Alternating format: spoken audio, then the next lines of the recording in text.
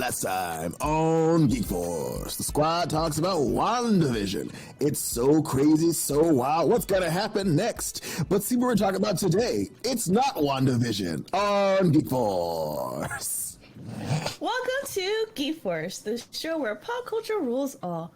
I'm your host, Kat. With me today is the awesome G Squad of Ray, Marlin, and Eming. Welcome back, you guys, to a brand new episode. Oh, we swapped this time.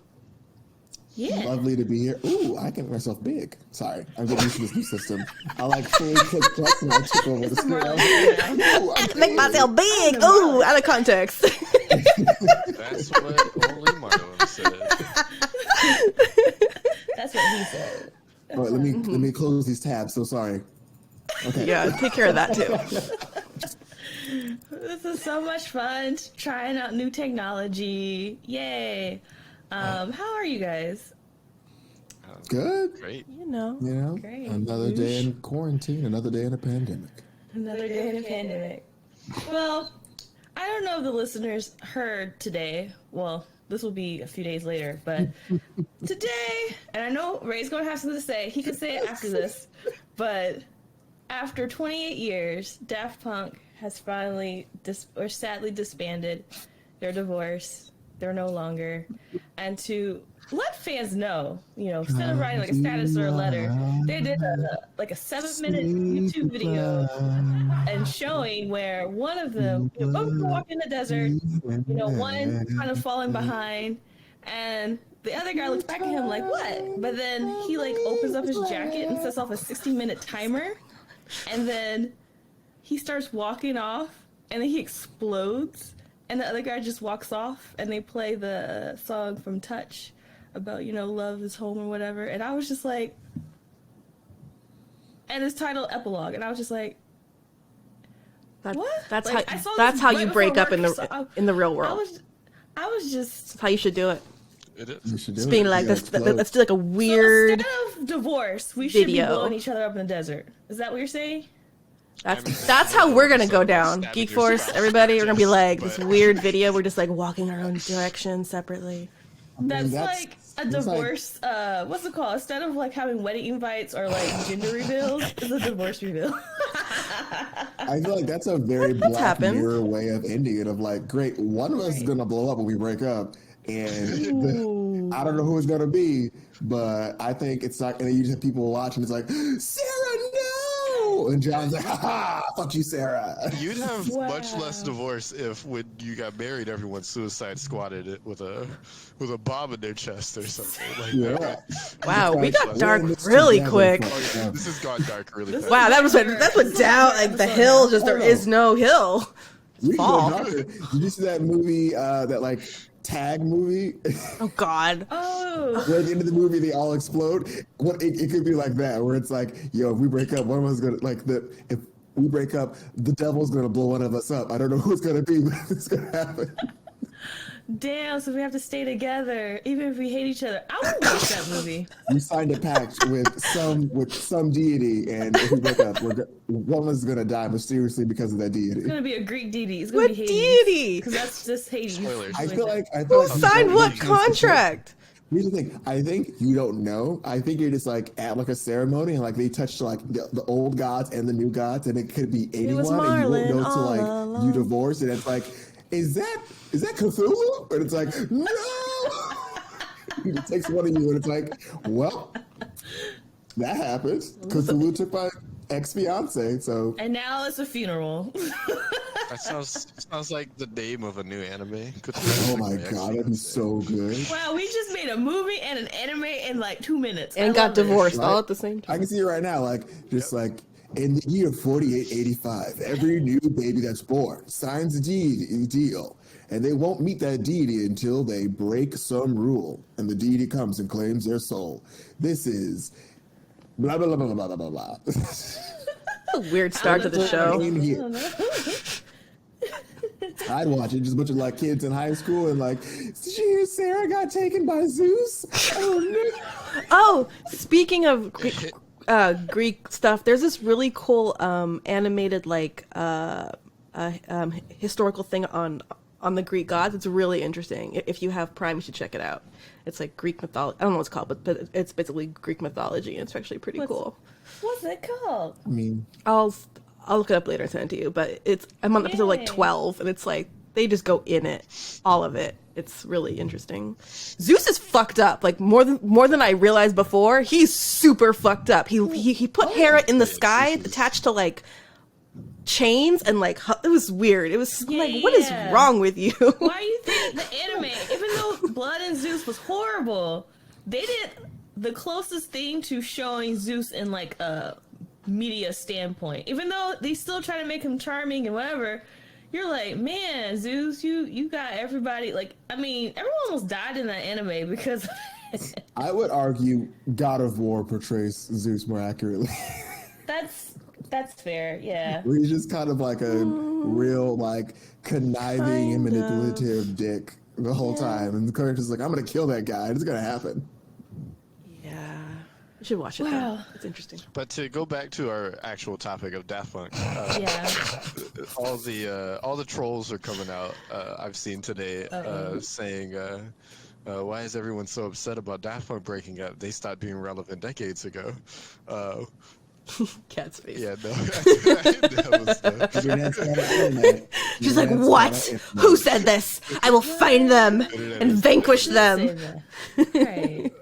Well, you know, let them live their lives. I don't think they're going to have a 28-year relationship with anybody, but okay. But yeah, so it's a sad day.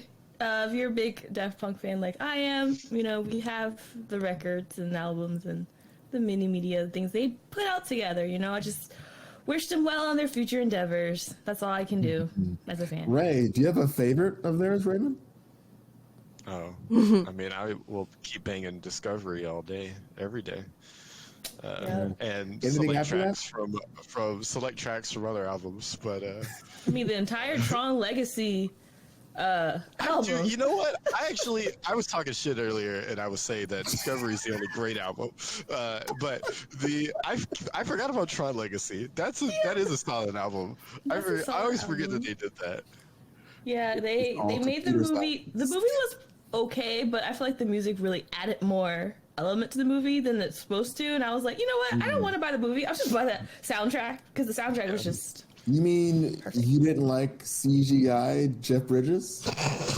It just reminded me of Kingdom Hearts because there was in Kingdom Hearts 2 you do that, so I was like, this is just Kingdom Hearts 2. It's funny because I'm pretty sure that same technology was used on Luke Skywalker. So, let's be real. Let's be real. It's literally Tron-esque level of CGI on the Mandalorian. They're like, Jeff, okay, we're just gonna use this technology here, and then Luke, no one will know. Let's dust that off. Except the people who saw it's Tron. Being read on Windows 95. That's fine. That's fine. Wow. It'll still work. So yeah, thanks Daft Punk for all the great memories. In other news, trailer news, Disney, you know, still putting stuff out. I totally forgot about this movie years ago because they talked about it, but I didn't care. Still kind of about it, but they have released a trailer of Emma Stone's Cruella de Vil movie. If you haven't watched the trailer, it's out. If you want to check it out, I think we might have thoughts about it. For me, I was not really interested. I was like, this looks like a female Joker movie, Disney style. Had that vibe. It had that vibe. Yeah, I agree. I'm so crazy and no one understands. Lady, you kill animals and you skin them and you wear clothes. That's not innovative. But maybe she has a deeper reason, like some kind of trauma in her childhood makes her want to skin puppies. I was living back in the day in the woods and I had to skin animals to survive. And I just loved the fur to make me feel like I could go on. And so I must continue to have that even though I'm a millionaire. And I don't care what animal it is, I will steal and I will kill to get that so I can feel the way I feel, which is Cruella de Vil. I mean, okay, bye. The end. Since Easy A, I've been a big Emma Stone fan. Sure. she does a good job in most of the things she's in. I feel like she's gonna probably be a great Cruella de Vil. That doesn't necessarily mean this movie will be good, but True. She'll probably kill the role. So we'll see. Maybe I'll. I believe it. I believe it. Yeah. Like I think we're all wondering like how are they gonna play this? Like are they gonna pull like a Maleficent thing where we're gonna? Let's not even talk about that. It's like what's the point of this film? Because again, do they plan on making this a one-off film? Or are they gonna try to tie in the Dalmatians at some point? Like if you're doing this Cruella de Vil origin story, is your goal to show her going from like she was in a household where there were just dogs and she grew up being afraid of dogs and like didn't develop empathy for her animals anymore? Like how are you gonna like set up this character? Are you gonna set her up to be misunderstood? Are you gonna set her up to be, hey, she's just been evil for forever and this is just how evil she is? So I'm hoping that they don't try to do it because again it's Disney though, so I feel like it's a female lead or a male lead, like, and they're also a part of this thing. They have a solo film. We're gonna of course show you that they make bad choices, but we're gonna dangle this whole like, but she also donates some money to a local orphanage where she grew up at. Like, how are they going to play this? It certainly won't be Joker kind of ending because you're right, it's Disney. Mm-hmm. So that's the only thing that I think could make this movie a little better is if it ended like the Joker ended. But I hope that's not going to happen. So. I mean, if this was HBO Max or some other channel, like great, they're gonna show this deranged woman go in like Ted Bundy on these dogs. I mean, y'all remember the Glenn Close movie? I still think that's the best 101 Dalmatian movie because Glenn Close killed that role. Oh, yeah, because she was visibly and just audibly insane. Like they said, great, Glenn, just go crazy. We don't have a ceiling for you. There is no ceiling. Reach Jim Carrey levels of overacting. Just go for it. Right. That. And she delivered. But like. Oh, now you make me want to watch it. I hope that's on Disney Plus. All of her dialogue is yelled. Like it's just like Glenn. I know, but then maybe we'll see why she always yells too, because she's always like, "Darling," da da da da, da da da, and then, and I'm like, why is she like that? But I guess, I mean, if y'all check it out, let me know how it is, and then maybe. Are you not going to see it, Kat? You brought it up. I kind of don't want to watch it. I'm not really interested. You sounded interested when you first posted it. A movie of a Disney villain. And it was like the origins. I would want to watch Ursula. I think that's a story that needs to be told because there's a lot of backstory there. But can Disney tell is the question, though? I don't know. You have to have a good writer because I think there's history with her and Triton. I think there's history like with the other there's so much, and I'm just waiting for that story. But I just Triton being the playboy that breaks hearts. So the playboy like, oh, I'm the only son, so I'm real dope. And I'm laying with all these ladies, breaking hearts, and I'm gonna string Ursula along. Like, baby, I love your tentacles. You're so smooth. Maybe she was supposed to be queen, and he left her at the altar, or he swerved on her and married Ariel's mom, and got $7 out of that. And she keeps thinking that could have been me. I could have been queen of the sea. I could have been the one giving $7 to you. But instead, I'm going to do this. See, there's so much story. Somebody Disney, somebody good. Please write the story. I am already ready to watch that movie. It's basically going to be like Maleficent. I think they're going to steer away from it. It's going to be Maleficent underwater. She hooks up with Triton. He probably steals some magic from her and says, "Dad, she's not gonna be able to do this magic anymore." Maybe she takes her pendant and puts it in his crown. That's why she wants it, because her pendant is the magic thing that gives him power or whatever. It's gonna be Maleficent underwater. They choose to do it in Ursula film. Don't do that, Disney. Don't do that to us. But Cruella de Vil trailer out. Let us know what your thoughts are. Your girl's not gonna see it, so please let me know. We'll see. We'll see. Your girl's not gonna see it. I'm not gonna see it. I like Emma Stone, but I'll wait. Till what? I'll wait until it's all over and done. When they're already talking about the sequel, then maybe I'll watch it. Okay. That better not be a sequel. We'll all wait until it's not $30 on Disney Plus. That Definitely okay. not $30. So now Not we my get to figure be adults and talk about some serious stuff happening in our great world of pop culture.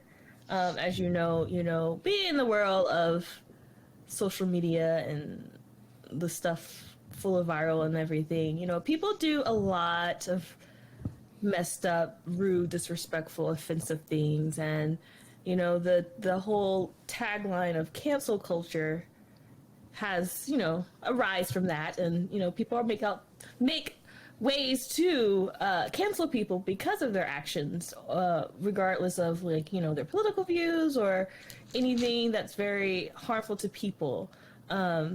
I don't really like saying cancel culture. I like to call it consequence culture because it's always a consequence of your actions.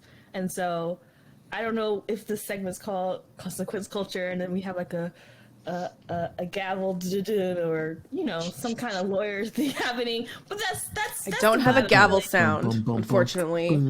I have a sad trombone sound. Does that help? a sad trombone. No, I'm serious. Yes. Okay, let's go. Arrested Development. I'm gonna say a name, then press it. Ready? Here we go. Okay. R. Kelly.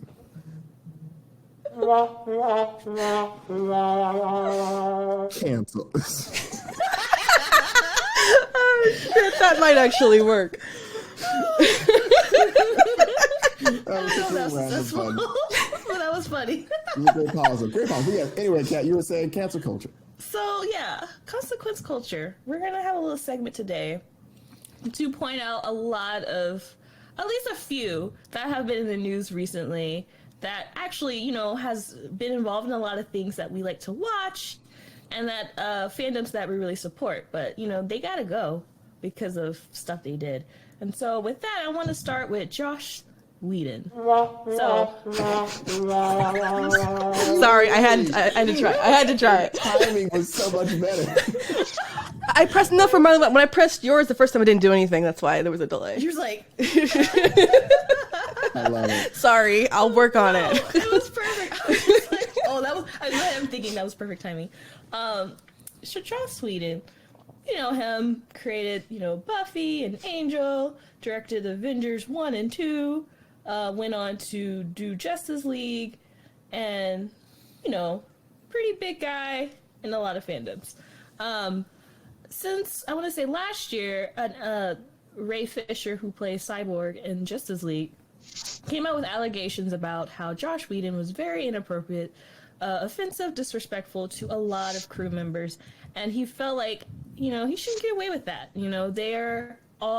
They all work professionally and respect each other, and he felt like for him to abuse his power to be like that, it's just not right, and he was just calling for attention to that since, Hollywood is still trying to build up a normalcy of respecting everybody.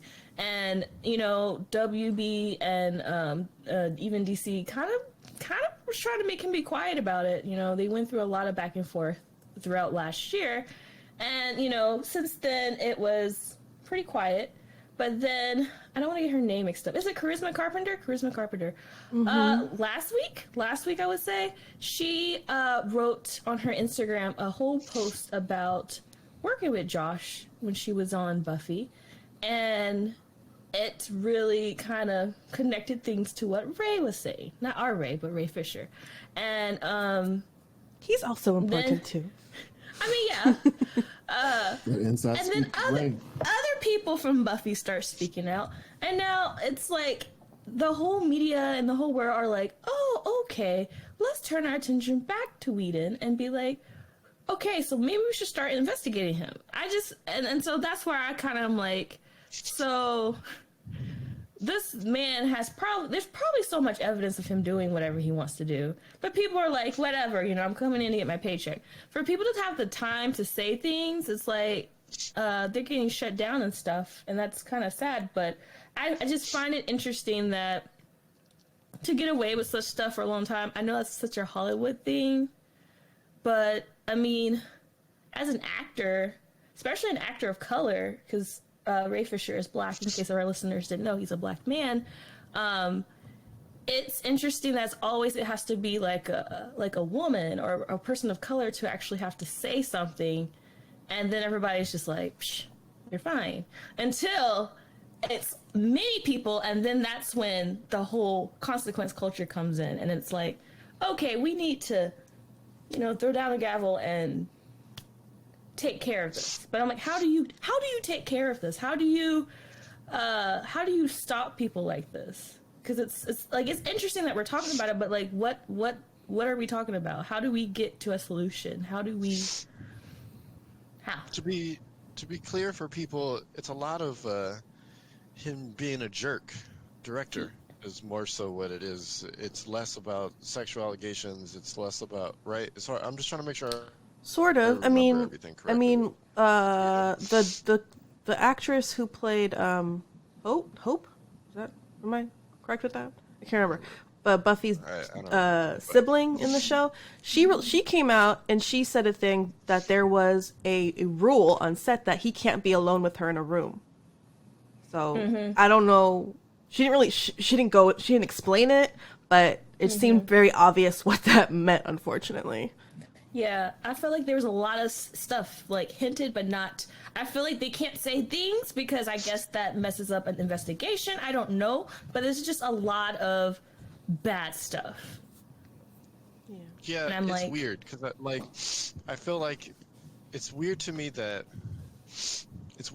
that is the level of detail we're getting when like people like Matt Lauer, Harvey Weinstein, what's his name, Kevin Spacey, like all these other people have more details about stuff. Maybe not at a time, but like it's a hard one for Whedon from my perspective. Not necessarily hard because he's done stuff, but also hard because a lot of these cases end up being case by case. Like it isn't an easy thing to just cancel consequence someone that like that. And because especially when it's someone that has like Joss Whedon's different. He has a whole history, and there's people he's been working for years, but like someone new is hard. I think we're going to talk about Gina Carano in a minute, and like that one was a weird one for completely different reasons than Joss Whedon. Right? Yeah, that's fair. And so, but like, I feel like the part that's hard for me about Joss Whedon is it isn't so cut and dry. That's just like, hey, you are a horrible human being because all of these things are against you. It is, hey, a lot of people don't like working with you. So does that, like, and you were kind of a jerk to a lot of these people, does that mean you just get no more work ever again until you figure this out? Like, are you redeemed? Is there a category where you're just gone? Are you in the category where like, we'll check on you in 5 years and see if you've learned the error of your ways? Like, where is he at in this? Like, well, he hasn't even he hasn't said anything. He has not apologized. Nothing has left his lips since this has happened. No. And I don't expect we will until there's some sort of formal legal thing that happens. Right. I don't expect we'll hear anything from him. Yeah. I did read an article how a Warner Brothers executive producer who was anonymous through the whole thing when they were back in Justice League, when they got rid of Snyder quit because of his because he had to take time off, and they brought Whedon in, and he basically took over the movie, and we already know how the movie was, but those people knew. That's another conversation. Yeah, that's another conversation. But those people knew, or at least the higher ups knew, and he quotes, Whedon was a piece of shit, but they needed him to finish the movie, even though the stuff that he wanted and stuff was stupid, and they were like, well, we don't want that or whatever, but we gotta finish it. I was just like, wait, so there's like other stuff on top of other stuff of him being shit. So they just needed his, I don't know, like his legacy to add to this movie, even though it bugs me that I blame Warner Brothers for that whole franchise being trash, and that even bothers me. You telling me this information because that means you brought in a guy that sucked, apparently. Your words, on purpose, because you wanted his expertise when it comes to ensemble movies, and of Disney and Avengers and Disney and stuff, but then you don't listen to him when he gives you advice. I'm very confused. Right. Why didn't you just get Joe Schmo who would have taken half the amount of money? Like, what are you doing? Yeah, like, I'm just reading up on stuff. Like Josh, or not, but Ray Fisher was like, you know, I'm not getting sued for anything I've been saying because it's all true. And, you know, with all the support coming out lately, it's like it's building more towards the truth. So it is interesting of like, what is happening behind the scenes right now? Are we ever going to see this man again? Is he going to start having trials? I don't know. It doesn't sound like we want to. I know, but like, I mean, think about people like Woody Allen and Roman Polanski. You know, they've gotten away with stuff and they still work. Versus power of being a white man in the industry. Just right, saying. and then that's part him, of it. That's a big part of it. He's either going to be like that, where everyone hates him, but you know, you have your trusted fans who are still going to watch and support because they don't care, and then you have the real people who are like, I'm not going to see nothing, you know. But at the same time, he could be held, you know, he could be convicted of something and be on trial, and we never see him again. I don't know. It's like everything's so hush hush. One day, everything's just going to come out and be, like, explicitly, like, he did this, and it's going to be like, what? I mean, the only thing I can think of is if someone filed, like a civil suit. That's what I'm, like, I'm not imagining anything bigger than that, honestly. Mm. I'd like to talk about a few more of these people, but I will say that my grand point on all of this consequence culture is going to end up being what is the general republic doing to learn from all these people making all of these mistakes? Because that's my problem that I think is getting where cancel culture is getting out of hand is people are quick to judge and quick to be the jury on all of the public information that's coming out and all of these people saying stuff. We see it time and time again about with all of these celebrities. We saw it last year and still kind of seeing it when it comes to like Twitch and video game players and like stuff like this. When they have allegations coming out, like we see it time and time again where all these people are just getting like trashed on publicly. The Republican Party is starting to use it as a rallying cry to like they're gonna come with a pitchfork and cancel culture is gonna kill you. Like what are we like? How is this helping us? Because if it's like I want to see the comeuppance of people that deserve comeuppance because that is justice at the end of the day. But like, are we actually getting that? Are we just mobs of people doing nonsense and just throwing fire at doors? We don't even understand what's really going on. Like, I don't know. That's what you call a coup in America. That's what that's what I'm asking, Ray, because I'm it's called a protest when it's white people. What? But yeah, no, I agree, Ray, because like it's healthy to discover these things and talk about it because we have not had that chance in the past, you know, for however long, you know, people had platforms to talk about. It really hasn't really shown since like last year. Last year was like the start of. Or maybe even 2 years ago, the start of like, let's just tell people what's really going on and talk about it. And so, wasn't Matt Lauer and Kevin Spacey like 2 years ago? Yeah, it was around seems like 2 years ago. Something like that. So like, more people are like, you know, coming out, which I think is great. But what does that lead to?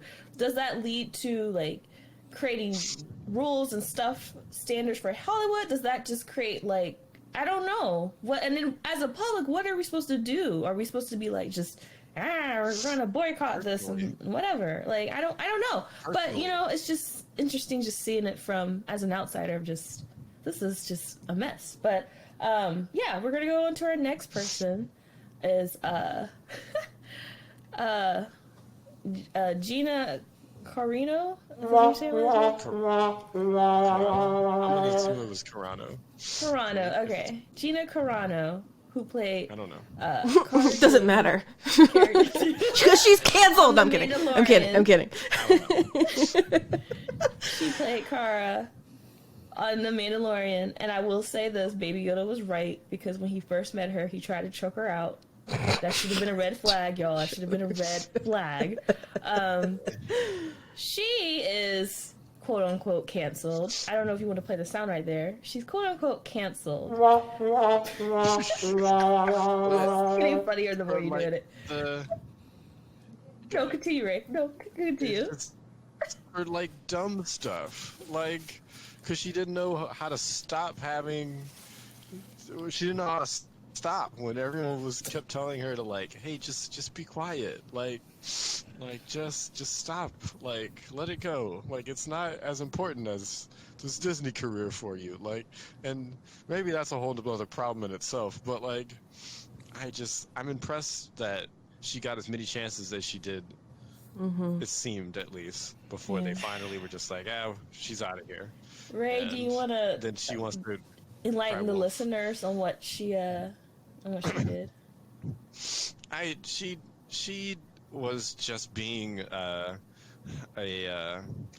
well-known QAnon supporter. Maybe I'm jumping a little too far with QAnon, but QAnon adjacent ideas. Let's say that. And being anti-vaccine crazy, if I remember correctly, anti-election. Don't forget the Nazis. Fraud was coming up. Yeah, there was a something. Big post was about the Holocaust being compared.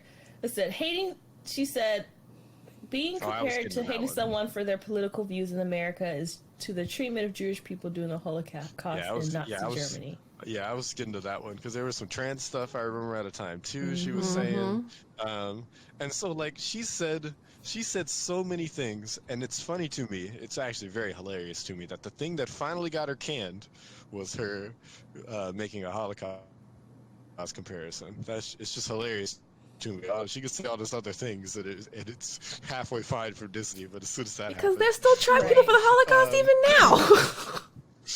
So yeah, they're gonna have to say about that. So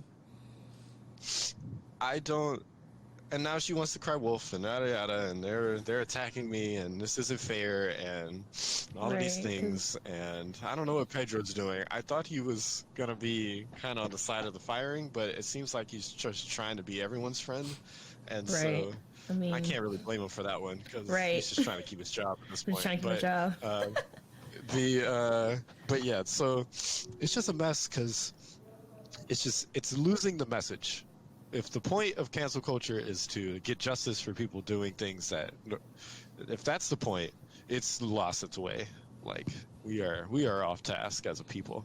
I think because the message is getting lost because it's getting distorted by people able to propagandize itself on top of all of this nonsense. So we need to.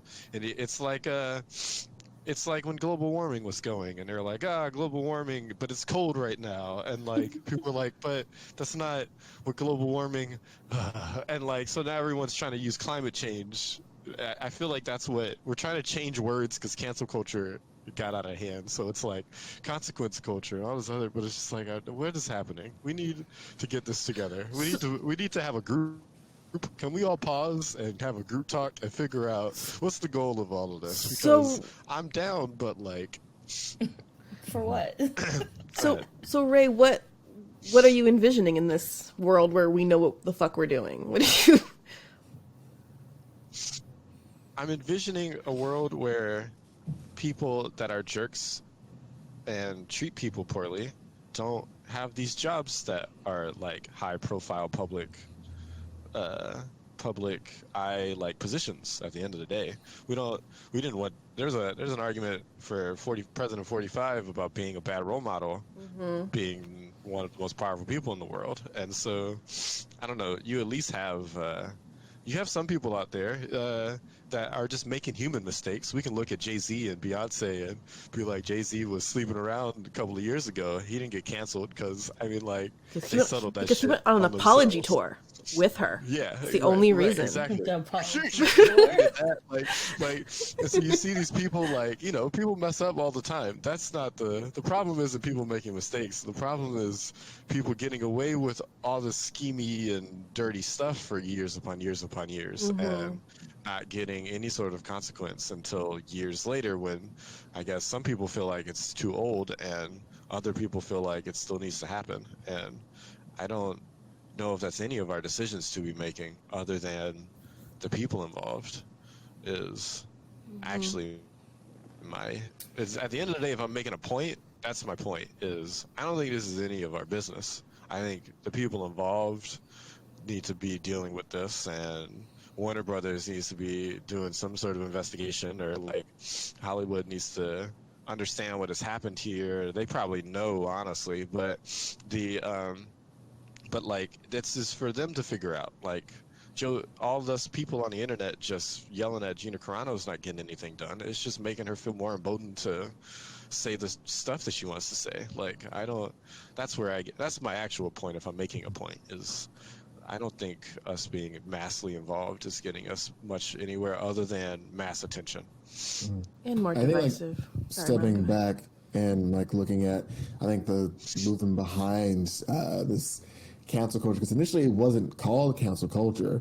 Initially, Black Twitter was just calling people out and calling out companies.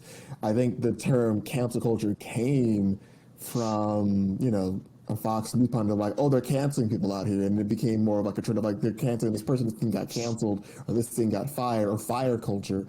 Like I think we saw the weight of people collectively being like, here are the receipts for the individual or the institution that has wronged this specific group of people, and it's been going on for so long, no one's done anything about it. And I think we initially saw this with like all these allegations of sexual harassment, where it's like, hey, this keeps happening, and we've gone public, we've talked about it, and nothing has happened. And then now we're seeing, hey, XYZ celebrities have said something. We're all now deciding we're not going to be a part of this person's financial gain. And now you hit people where the most damage is done, which is in their pockets. So I think initially people noticed, great, if we want to actually, affect change and do things, you saw a lot of Black Twitter like, great, we're just going to pull money away from these companies until a change happens. And so we definitely saw in the beginning of these things, this became a hot button thing of a cool, like people are calling us out, and we either can make a statement that is like foot and mouth, and then we have to fix it later, or we can fix it now.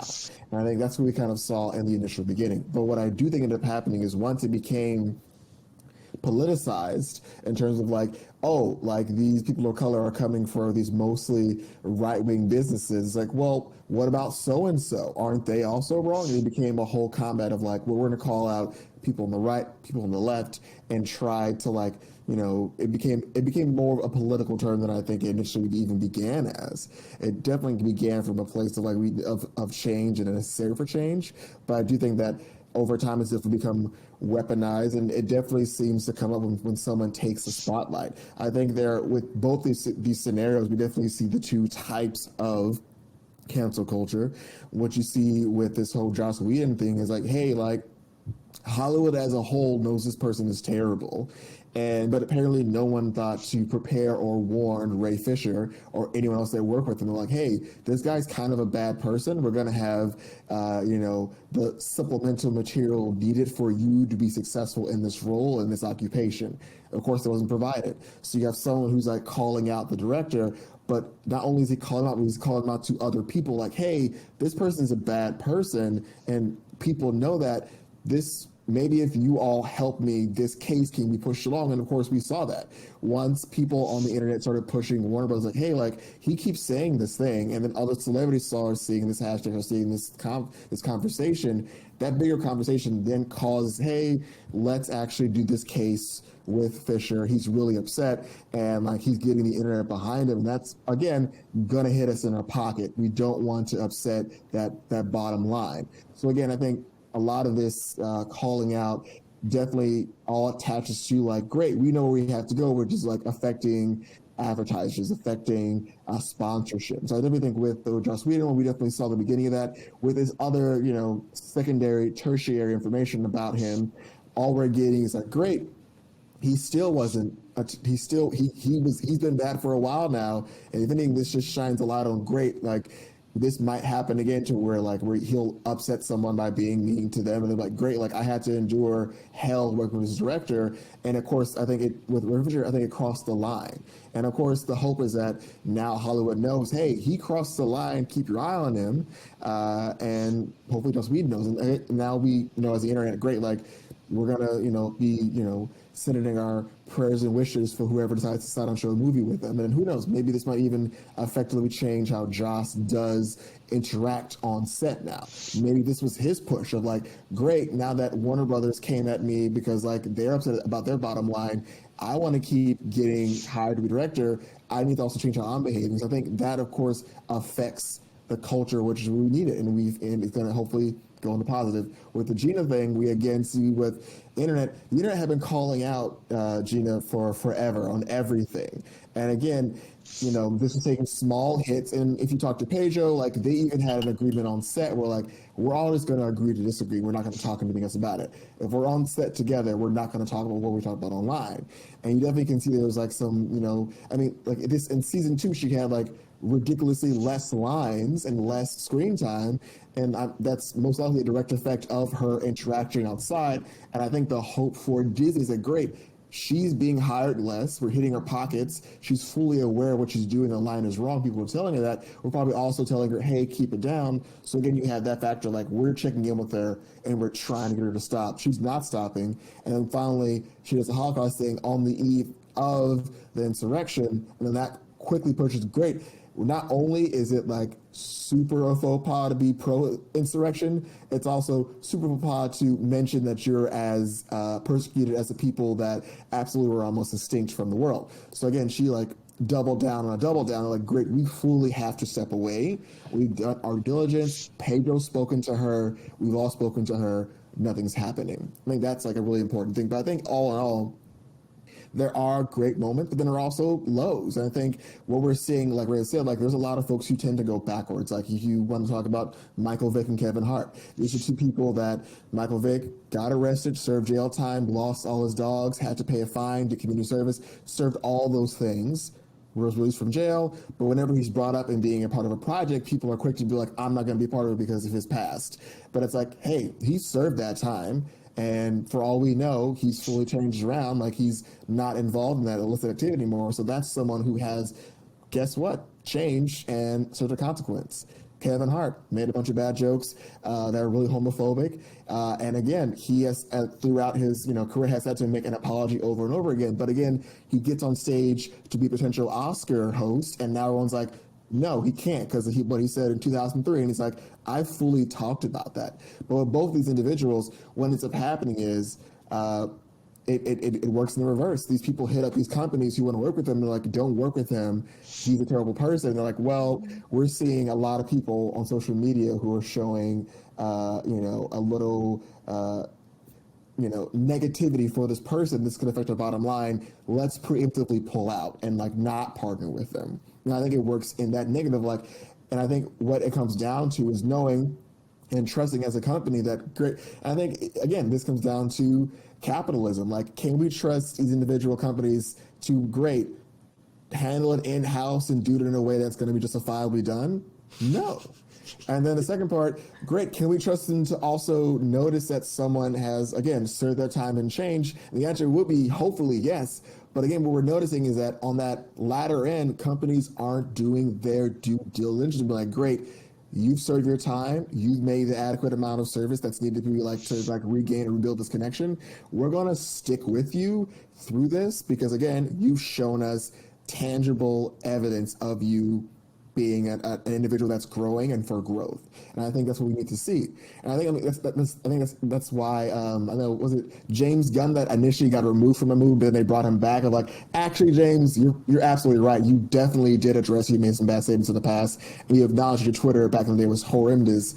And also since then, you've been partnering with a bunch of individuals and corporations to do better. We're going to bring you back. I think that's what we're hoping, and what needs to be done in the future when it comes to this consequence culture is companies be like, great, the internet's gonna call us out, we'll do something wrong, but also we need to also trust our judgment that this individual has done, their due diligence of being a good person, and say, great, we hear you, we understand this happened, here's what they did, we're sticking with them, we're gonna go with it. I mean, Because otherwise, you wind up with comedians like Dave Chappelle, who his whole stand-up now is attacking this incorrect use of cancel culture of like, hey, like here's where they did it wrong, and I'm gonna like say, great, maybe you shouldn't have people be angry at me for saying transphobic and homophobic things, but it's like, yeah, both those things are true. We consider bad at you though, but both those things are true. So I think with this comes that balancing act of like, great. On the one hand, it's useful because it, again, we think that being rich and powerful or being a celebrity is gonna like really garner a lot of effective change, and the reality is, unless they're like trying to pull off a crop top, they can't really do much unless they have like Jay-Z money, So they can do like aesthetic changes to like policies, but they can't do anything fundamental. That comes from the people in the fan base of like, great, I'm saying we need to all do this to like affect change, and then funneling the energy that way. But I guess that's one of the major ways to do so. And of course, we still need to, fix the latter and of like, great, we can acknowledge and see change, and we're going to ignore these trolls who are just coming out to be trolls and saying, cancel that person. It's like, great, we hear you. They've done enough to like repair, they've done a full RC, a restorative justice circle with the people involved. We trust and feel safe enough with this person to progress. Hold on. Wait, no, I don't want an applause. I don't want any of that. It's too late. But again, like Rick said, though, this is a hot button issue. I mean, Fox News has several segments where they, again, are incorrectly calling out cancel culture as like, this person is something racist, sexist, and transphobic. Why did they lose their job? Cancel culture's at it again. So we get to see like, how it can be construed, but also I think it comes down to being, like Ray said, being acceptable of people who are changing and acknowledging that change is what we want out of this whole thing. And if we see it, we don't need to pursue anything else. If there is an active change, we got it. Unless it's Woody Allen and then Roman Polanski. Again, and also I think cancel culture is coming back in a big way because there are these celebrity documentaries that keep dropping about hey, like I've been wronged for years and no one, and like again, there's been people who've been trying to support me, but more or less has been like straight on judgment, i.e. Britney Spears, and how like she got shit on for her entire career, and it took this documentary to have people like to have these amazing and noteworthy and female journalists be really like kind of gross about her like whole thing, and they're like, hey, I'm sorry, that was really rude. And like as a woman in journalism, I can definitely understand like how I should have taken my spotlight and my opportunity to just ignore those hype questions and talk to like a human being, and I didn't do that. So again, I think like cancel culture is being brought back because again, it's bringing up a lot of these documentaries, the R. Kelly documentary. There's just a lot of just these personal videos coming out and this like actual proof and tangible evidence of like, hey, this person was done wrong, and we need to effectively make change, and that might mean directing these comments at the individuals responsible for causing this harm. Agreed. To bubble off that Britney Spears documentary, Justin Timberlake, in that documentary, he had a little segment about how he basically just had inappropriate comments about Britney when interviewed about her, as far as like sleeping with her and what he thought about her. But, that also included, like, his actions of, like, the whole thing with Janet Jackson, how we all know how he does his music, how he acts in interviews around black people. I don't know if you guys ever saw the Ellen interview he had with SZA, and how he kept interrupting SZA. I saw that. I was so mad. I was like, he's a shut up. Like, he's getting on my nerves. But it's so funny how he did that for years, and he, at least he never apologized. At the least he didn't apologize to Janet. He didn't apologize to Britney because, again, same type of guy doing what he wanted. And it took people flooding social media to be like, he wrote an apology on his Instagram or whatever, saying, I'm sorry, da, da, da. And I'm just like, so if this documentary never came out, would he just continue living his life? Mm-hmm. And the people who knew the truth are just gonna be like, I don't like Justin Timberlake because of what he did. 5-minute clip got him to apologize. Right. That's crazy to me. After like 15, 20 years. 5 minutes. I mean, Yeah. Right, I mean, but it's just interesting. SNL did a whole skit about how, like, hey, you need to, like it was like a Britney Spears sketch where it was sponsored by the Notepad app, where it's like, if you need to copy and paste an apology on Instagram, Notepad app. And it's just like, that's tangible. That is an accurate depiction of what happened. And, like, people gave her very... I will say there was one journalist that gave, like, the most BS response of, like, I only reported what people were interested in. Wow. And I was like, all right, mister, I was just doing my job, Brittany. Sorry I talked to you about your virginity when you were a young lady. Right. And your boobs. A lot of people crossed the line back in the day for Britney. And, I follow a lot of Britney things throughout the years. And it just really was crazy that no one was helping this lady. And it really was the fans who are like, can someone check on Britney? Because, fans be stalking and they find out things, and it's on Twitter. They talk about if she's in rehab, they talk about how her father held her hostage. I didn't know that until someone on Twitter said that, and then I was like, is this confirmed? And people were like, yeah, it's confirmed, because she was posting these weird videos on Instagram, and it was like, you guys, her father is still like in charge of everything. And I'm like, but she's a grown-ass woman. It doesn't matter. And so it's interesting how in this case a documentary had all the facts to display people who had harmed this person who did not have a voice. And, we got an apology for Justin, but then her father, lost custody. So it's interesting to see. He didn't lose custody. He didn't lose yet? cutody. No, They're sorry, Marlin, go Let's ahead. have a court case. They're sharing the thing with the bank or the person. I don't know. Something is being shared. It's a co-thing now. He's still involved. Upsetting. That's so upsetting, but okay. Well, yeah, because typically conservatorship is for the senile. I was like, cool, my mama is 86, so I just need to take care of her funds so that no one can so she doesn't just give money away or give it to someone who she trusts.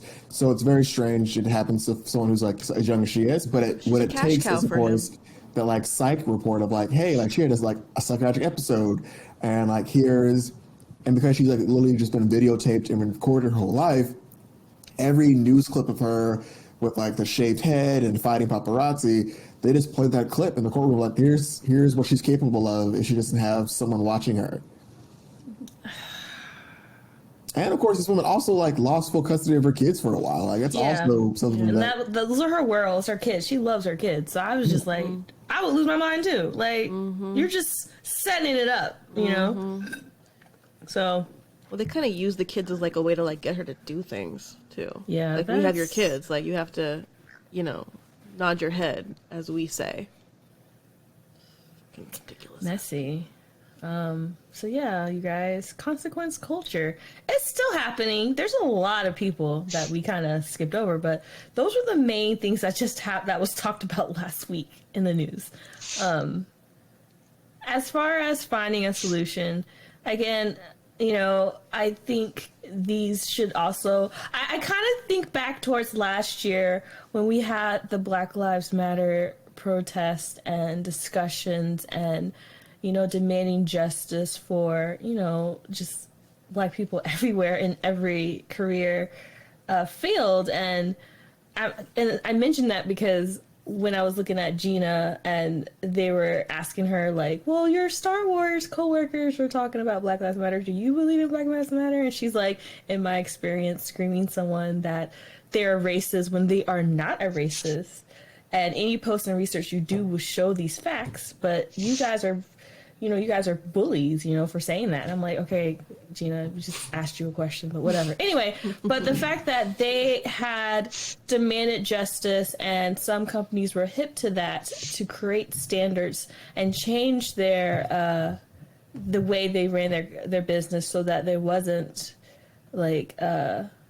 a whole preventing people from opportunities, it should be somewhat similar. If people just need basic rights, like don't be abusive, don't be hurting people and getting away with it. Like, I don't understand why this is not a industry standard for 80, 90 years since Hollywood was started. It's crazy. Like, that's why I feel like for, you know, if you're signing up for a contract to do anything in media, you got to understand you represent the brand. And I think some of these celebrities forget that, especially with Gina. She's, girl, how are you going to forget that? And you're so worried about your freedom of speech. And Disney was very lenient. They tried, you know. With Joss Whedon, it was a little bit different because it was like people just didn't want to touch it. Like they were afraid, I guess, of it ruining their chances, you know, kind of like with Britney Justin thing. Don't touch it or ruin your chances. And that needs to stop. It's like if you see something, you know, say something, you know, stop. There should be an industry so that if you do cross that line, then you are getting your consequence. You should not be surprised, you know? I think people walk in, see money and fame, do whatever they want, keep going, and that becomes a pattern for them. And so that's what I think should happen is create strict guidelines. I mean, it's like, we're educators. You have your expectations of class. You break these expectations. What happens? There are consequences. You get sent to Marlin. You get consequences. And then you do those consequences and you reflect on your choices and be better. I don't understand. Like, I feel like that's what should happen.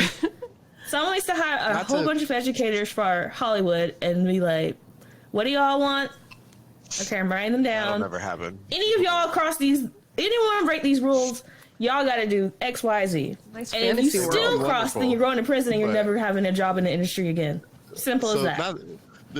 Not to take away from what you're saying right now, because I agree with you. It's just that you said at a point during all us talking about Black Lives Matter and everything we need to check up on these companies a certain amount of time down the road. I honestly, now that you're talking about it now, it just dinged in my head. I think it's time to start checking on these companies because it's been 6+ months. Like it's Black History Month too.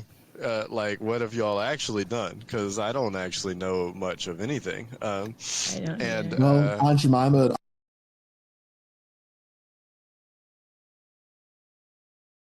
Look back at that box. Go look it's back. Called like Pioneer Syrup or something. It's called Pioneer Syrup. Yeah. I still have one that has her name on it. Look at that box, and you will find the name Aunt Jemima on that box. Currently, yes.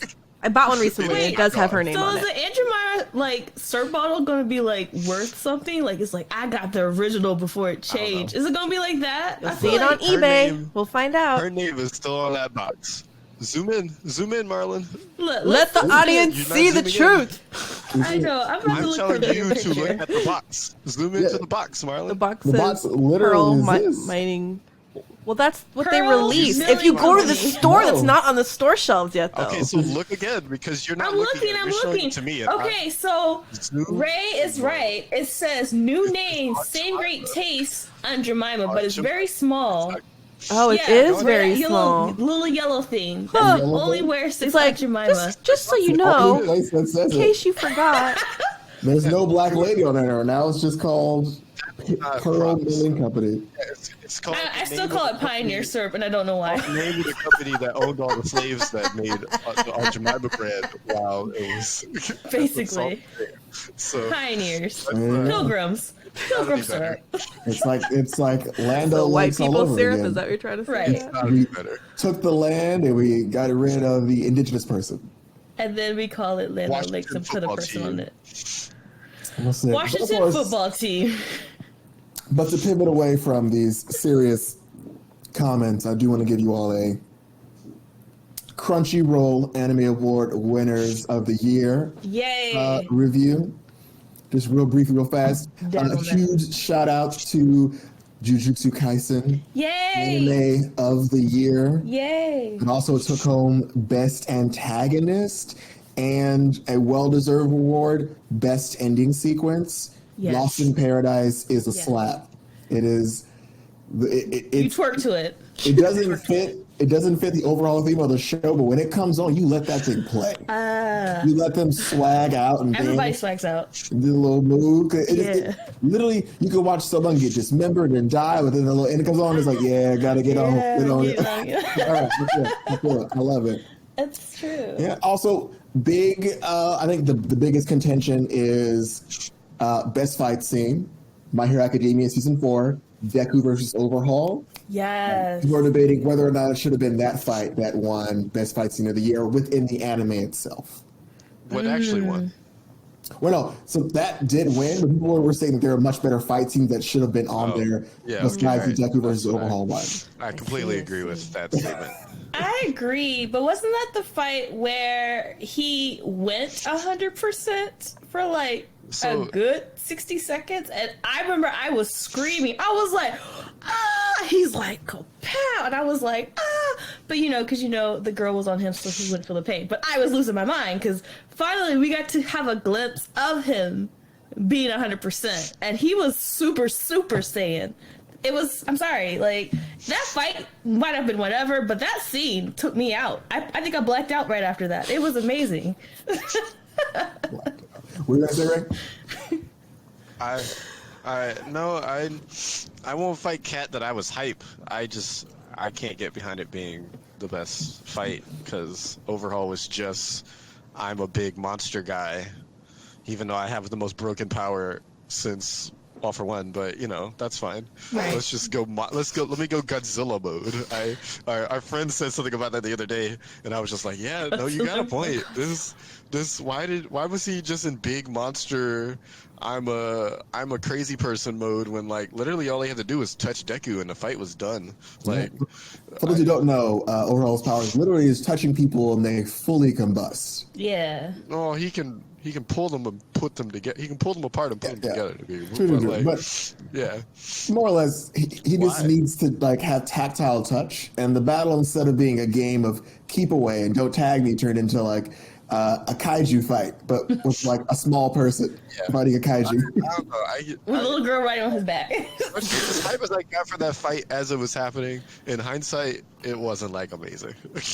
Yeah, that's what the episode itself was good. It was great. The fight was good, but I really believe there was another fight, maybe inside the building, because that was like a whole story arc where they were rescuing people. I want to say the fight with Kirishima, Kiri, I call him Kiri, when you heard his backstory and how he gets like, he can make his body be like really hard. I think that fight was better than the fight that Deku was doing, because that was the first time I actually got to see him fight. And he could have died, but he was just, and then he had what's his name? Fat Gum with him.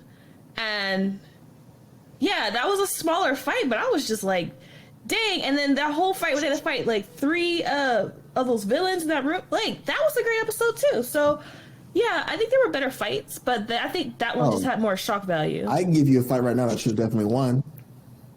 Did you see Kaisen? Million versus Overhaul. That fight should have been number 1. Oh, the fight where he learns fear for the first time, and he's just like, that fight should have, for me, should have been. That was where Sir Night Eye was too, right? Mm-hmm, I think so. Yeah. Yeah, that one was that one was much better. But he just like hits like him a bunch of times, and he's just like, I'm not going down. And it's just like he gets like afraid. I'm like, I love when a hero can make a villain be like, I've made a mistake. Like a real big bad villain, like she'll like, I feel uncomfortable. Like that's a feeling of like, oh, this is about to get wild.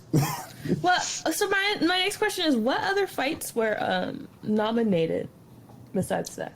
Oh, I can look that up, but of course you need to fill the space while I do so. This was like 2020, right?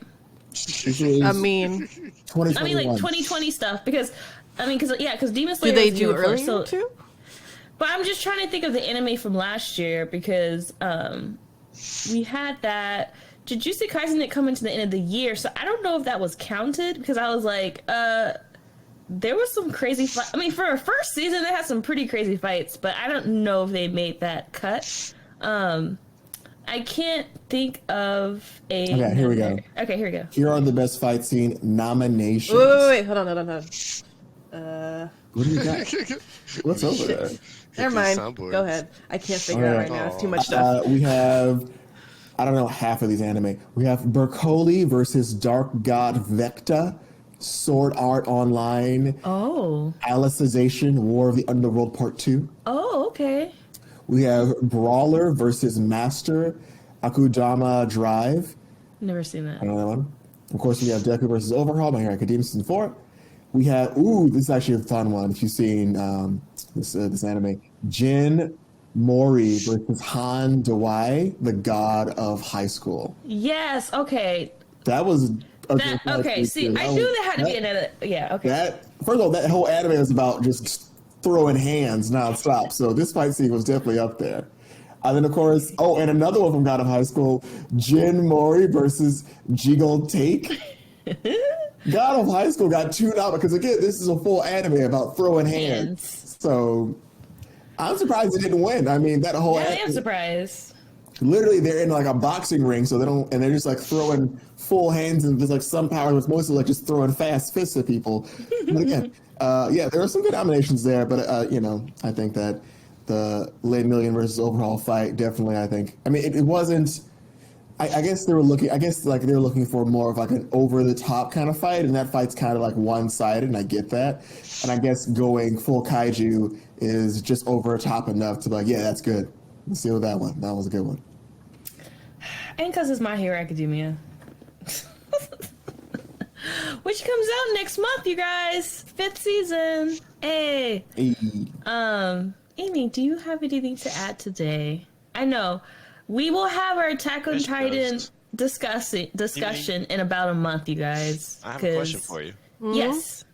Or for Amy. Okay. I saw the other day, I won't say who showed it to us, but I saw the other day that there's some rumor that Jennifer Lawrence might play Sue Storm in the Fantastic Four forgot movie. I said My that. door's closed. Thanks. I totally forgot about that. That was yesterday, wasn't it? Some thoughts about this. No. Okay. So I just wanted to vent for like 2 minutes.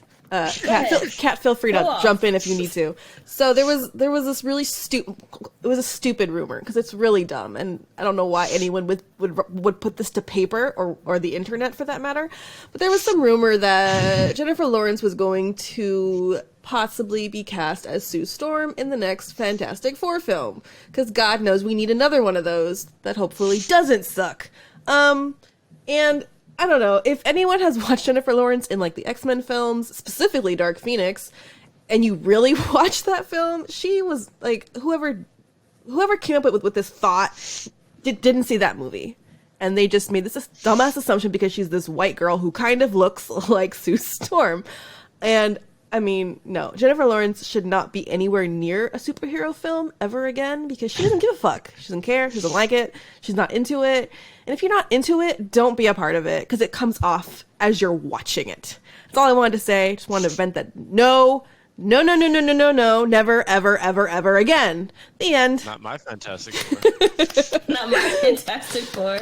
And I think I kind of said this to you guys. She has been on record saying that, she doesn't like being in movies like X-Men or franchise because, she doesn't as the like Hunger Games star. Right. As, for her, the hard thing for her was putting on makeup for many hours and just, saying them horrible lines. And, it was kind of beneath her. So I was like... The writing wasn't great. I can give her that. Right. Yes. Yeah. But you could feel her not want to be there. Like, when you can feel an actor not wanting to be there, that's horrible as an audience member. It's so shitty. Yeah, and I'm like, if she wants to be a part now, it's just obviously for the money and the fame, which I'm not going to hate on. I'm just saying that those are facts. Like, she's coming in as a non-fan of the fandom, Absolutely. I feel like with Marvel now, they take their time to either getting people who are interested in the role, so they learn the history of the character through comics, so they give them all the comics they should read, and the person reads it. Or the actor's already a comic book fan, so they're just like already super hyped and excited. And Jennifer Lawrence it's neither of those things. So I mean, I like her. I really hope don't no more. Yeah, I just really hope that She doesn't. Well, I feel like she's she's gotten her Oscar, so maybe she's feeling a little bit too high and mighty for the Soups films anymore. She got her Oscar. She has her image to uphold. There was like some actor, homeboy that played the lizard in that Andrew Garfield movie, the one that came to Comic-Con and like shit talked all the nerds about how like gross and dumb their activities were. He's someone that's like, I don't do comic book films. I'm more or less interested in actual works of art. I feel like he's the kind of guy. Wow. I forget the guy. He played Lizard, and he was just super drunk at Comic-Con, and it was just That's the way to go. He was just a real dick about how like dumb comic book films are, and how he just didn't like the movie. And like, bro, you are in it. You like cash that check, or you do it.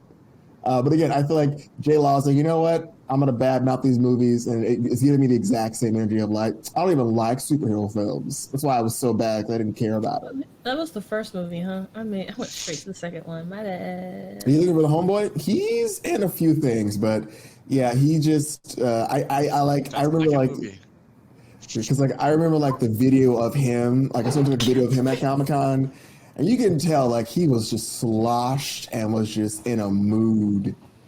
Oh, Riz, Riz. I know who that guy is. He's like a English. Has he done anything since then? He's done Any since then? He was Luna Lovegood's dad in the Harry Potter movie. That guy. Yep, 5 minutes of screen time probably. No, even you know who I'm talking about. It's the same shit. What do you mean? He was in Harry Potter. That's hella funny. I mean, every actor I usually talk about fucking is Harry irony. Potter. I mean, he was in Notting Hill. He played Spike, which I think was like what's his name's best friend. I didn't see that movie. But and then I don't watch CBS's Elementary, but he plays Mycroft, which I think is interesting. But he couldn't play Lizard in Spider-Man. Okay. And he played Luna Lovegood's fuck. Okay. Interesting. Amazing Spider-Man 2, good movie. Hey, stop. Oh, that was fun. Controversial thoughts. Okay, so I don't know if I told you. I told everybody. I worked on that film, and it was very interesting. And seeing that film, I was like, "This ain't it." But okay, This I'm ain't getting it. paid. I'm not gonna say much, but and then I saw it, and I was like, It might not be the word. "Yeah, I pretty much just took to this thing." But that movie, no.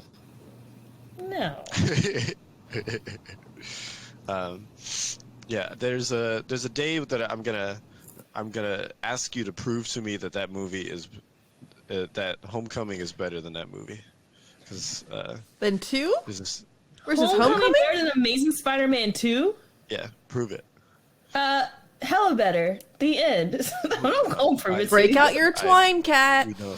Oh, we gotta try and battle that one these days. Cause, Homecoming. I think I got you beat. That'd be some great website content. Yeah, I got you beat on that one. I think. Okay, I have to go into my office and pull out my files and start making charts.